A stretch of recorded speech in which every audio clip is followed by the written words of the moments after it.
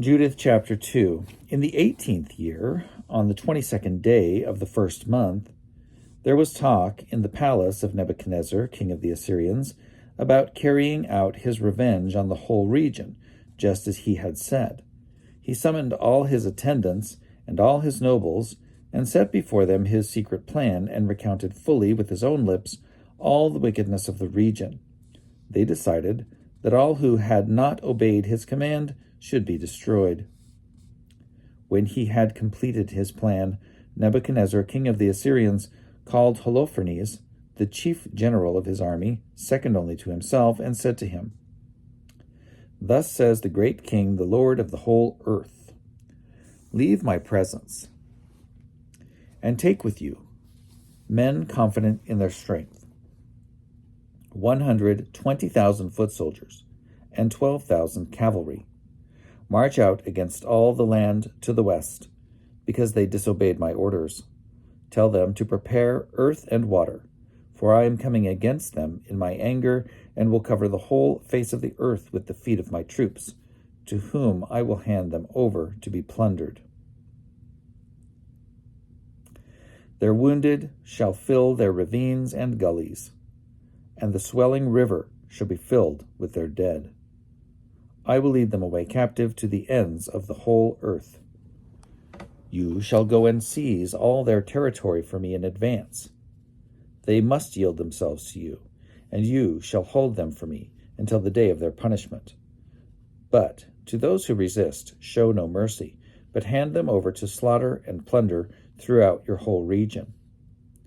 For, as I live, and by the power of my kingdom, what I have spoken I will accomplish by my own hand, and you, take care not to transgress any of your Lord's commands, but carry them out exactly as I have ordered you. Do it without delay." So Holofernes left the presence of his Lord and summoned all the commanders, generals, and officers of the Assyrian army. He mustered the picked troops by divisions, as his Lord had ordered him to do, 120,000 of them, together with 12,000 archers on horseback, and he organized them as a great army is marshaled for a campaign. He took along a vast number of camels and donkeys and mules for transport, and innumerable sheep and oxen and goats for food.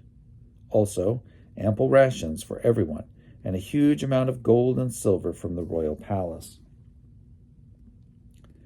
Then he set out with his whole army to go ahead of King Nebuchadnezzar, and to cover the whole face of the earth to the west with their chariots and cavalry and picked foot soldiers. Along with them went a mixed crowd, like a swarm of locusts, like the dust of the earth, a multitude that could not be counted. They marched for 3 days from Nineveh to the plain of Bechteleth, and camped opposite Bechteleth, near the mountain that is to the north of Upper Cilicia. From there, Holofernes took his whole army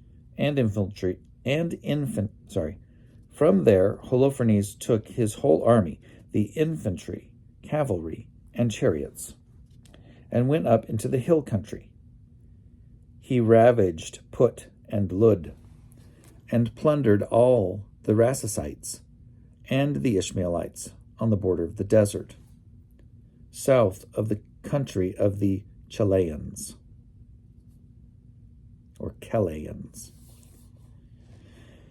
Then he followed the Euphrates and passed through Mesopotamia and destroyed all the fortified towns along the Wadi Abron, as far as the sea.